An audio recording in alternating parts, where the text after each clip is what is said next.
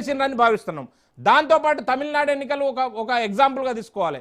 2 అంశాలు, ఏదైతే భారతదేశం సనాతన హిందూ ధర్మం పైన ఆధారపడి ఎవరైతే ఆ విశ్వాసాలు ఉన్నాయో ఆ విశ్వాసాలకు భంగం కలిగే విధంగా అధికార మదంతో అహంకారంతో స్టాలిన్, ఉదయనిధి స్టాలిన్ ఎంత దారుణమైన కామెంట్స్ చేసిండు. సనాతన ధర్మాన్ని ఎరాడికేషన్ అంతరించేయాలని చెప్పి ఆయన పిలిపించిండు. డెంగ్యూ మలేరియాలా అని చెప్పి కామెంట్ చేసిండు. కనుక ప్రజలు ఆ రోజు వచ్చి రోడ్ల మీదకి వచ్చి నిరసన తెలియజేయకపోవచ్చు. అవకాశం వచ్చినప్పుడు కర్రగాల్చి వాత పెట్టే పరిస్థితి అయితే వచ్చింది కదా. ప్రజల లోపల గూడు కట్టుకున్నది. మీరు ఏదైతే కామెంట్ చేసినారో అవి వ్యతిరేకంగా, హిందువుల మనోభావాలకు వ్యతిరేకంగా ఉన్నాయని చెప్పి వారు ఖచ్చితంగా గ్రహించారు. కాబట్టి ఈరోజు మిమ్మల్ని ఓడగొడుతున్నారు, మీ నాయనని ఓడగొడుతున్నారు, మిమ్మల్ని ఓడగొడుతున్నారు, మీ పార్టీని ఓడగొడుతున్నారు, కూకటి వేళ్లతో సహా పెకిలించి వేస్తూ ఉన్నారు.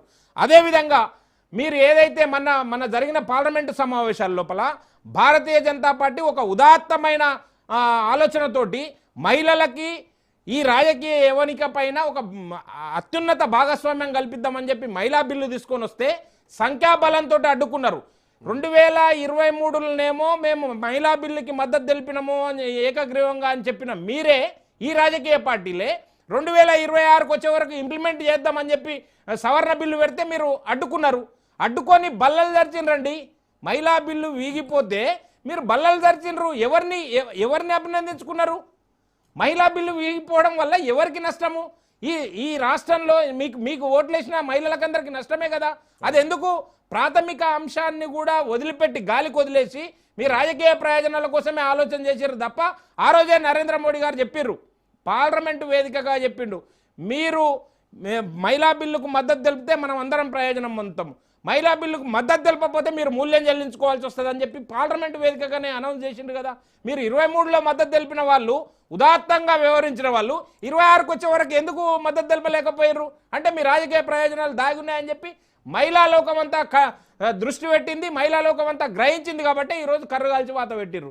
అదేవిధంగా కమ్యూనిస్టులు కూడా మహిళా బిల్లుకు వ్యతిరేకంగా ఓటేసిర్రు.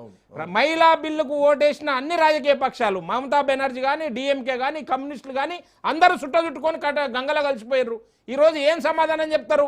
ఇంకొక విషయం ఏంటంటే, రాబోయే రోజుల్లో ఎవరైనా ఇంకొక చర్చ కూడా వచ్చింది. ఎలక్షన్ ప్రచారం జరుగుతుంది, సీరియస్ ప్రచారం జరుగుతున్నటువంటి టైంలో అందరినీ తీసుకొచ్చి పార్లమెంట్లో కూర్చోబెట్టారు. సో ఇది జనాల దృష్టి మరలించడానికి మహిళా రిజర్వేషన్ బిల్లు ముందు పెట్టి ప్రతిపక్షాలు మహిళల విషయంలో ఎట్లా చేస్తున్నారని చెప్పి ప్రచారం చేయడానికి అంశాన్ని తీసుకొచ్చారు.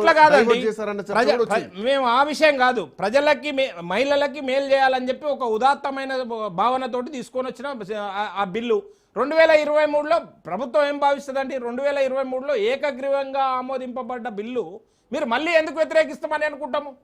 మీరు ఆ రోజు వ్యతిరేకించకుండా ఆమోదింపజేసుకున్న బిల్లుని ఈ రోజు ఎందుకు వ్యతిరేకించారు?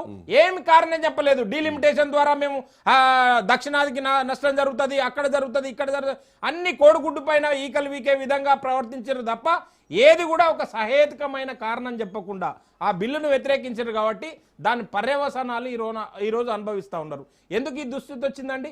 ఒకవైపు సనాతన ధర్మాన్ని ఎరాడికేట్ చేస్తామని చెప్పిర్రు, ఒకవైపు మహిళా బిల్లును వ్యతిరేకించి మహిళలకు దూరం అయిపోయారు. కనుకనే ఈరోజు అంటే ఈ పశ్చిమ బెంగాల్ పాలిటిక్స్ కంప్లీట్లీ డిఫరెంట్. ఒక కాంగ్రెస్ పార్టీ తర్వాత వామపక్షాలు పాలించిన తర్వాత, టీఎంసీ పాలించిన తర్వాత భారతీయ జనతా పార్టీ అక్కడ ఎంటర్ కాగలిగింది.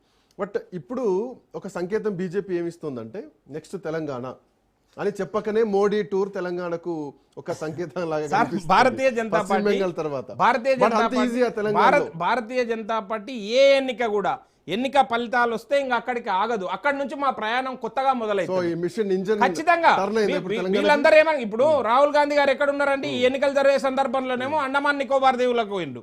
ఎన్నికల ఫలితాలు వచ్చే సందర్భంలో నిన్నటికి నిన్న ఒమాన్లో ప్రత్యక్షమైంది. ఆయన ఎక్కడ ఉండాలి రాజకీయ నాయకుడు? ఒక ఆపోజిషన్ పార్టీ లీడరు సీరియస్ నాయకుడు అయితే ఎక్కడ ఉండాలి? ఈ రోజు కేరళలో ఉండాలి, లేదనుకుంటే రాబోయే రోజుల్లో ఎన్నికలు ఎక్కడ జరుగుతాయో అక్కడ జరగాలి. మేము పంజాబ్ గురించి ఆలోచన చేస్తున్నాము, రాబోయే జిహెచ్ఎంసీ ఎన్నికల గురించి ఆలోచన చేస్తున్నాము.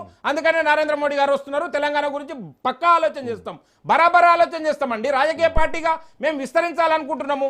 ఇంకొక విషయం, తెలంగాణలో అంత సాధ్యమైనటువంటి పని, ఎందుకంటే ప్రతిపక్షం బలంగా ఉంది. మీరు ఆ ప్రశ్న ఉత్పన్నమే కాదు, మీరు అడగనే వద్దు. ఎందుకు అని అంటే వెస్ట్ బెంగాల్లో సాధ్యమైంది, తెలంగాణలో ఎందుకు సాధ్యం కాదు?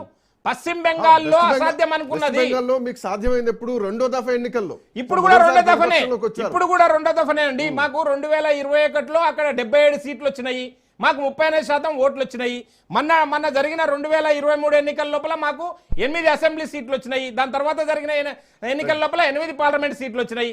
అందుకనే మేము ఇప్పుడు రెండో దఫా అటెంప్ట్ అనుకోండి. ఆషామాషిగా మేము మా ఎజెండాను ఇంప్లిమెంట్ చేయము. భారతీయ జనతా పార్టీ భారతీయ జనతా పార్టీకి ఒక అవకాశం మీకు జిహెచ్ఎంసీ ఎన్నికల్లో గతంలో వచ్చింది. అందుకనే కానీ వచ్చిన గ్రాఫ్ ఇప్పుడు పడిపోయింది. ఎక్కడ పడిపోలేదు. 8 పార్లమెంట్ సీట్లకు ఎగబాకినాము, ఒక్క అసెంబ్లీ సీట్ నుంచి 8 అసెంబ్లీ సీట్లకు వచ్చినాము. కనుకనే మా గ్రాఫ్ పెరిగింది, మా ఓటు శాతం పెరిగింది. ఖచ్చితంగా భారతీయ జనతా పార్టీ రాబోయే రోజుల్లో తెలంగాణలో ఖచ్చితంగా అధికారం చేపడతాం. వస్తాం, మీ దగ్గరికి వస్తాను. బిఫోర్ దట్ తమిళనాడు చాలా ఇంట్రెస్టింగ్ ఫ్యాక్టర్స్ కనిపిస్తున్నాయి. నటుడు విజయ్, టీవీకి అధినేత విజయ్ ఇంటికి త్రిష చేరుకున్నారు. సో ఈరోజు ఉదయం తిరుమల దర్శనం చేసుకొని పుట్టినరోజు, ఈరోజు త్రిష పుట్టినరోజు. ఒకవైపు విజయ్ గెలుపు, ముఖ్యమంత్రి కాబోతున్నారు. మరోవైపు త్రిష పుట్టినరోజు, ఇదే రోజు తిరుమల దర్శనం. మోరోవర్ విశ్వంభర సినిమాకు సంబంధించినటువంటి మంగళహారతితో త్రిష ఉన్నటువంటి ఫోటోను కూడా ఆ టీం రిలీజ్ చేసింది. సో ఇప్పుడు ఒక మంగళహారతి విజయ్కి పట్టినట్టుగా కూడా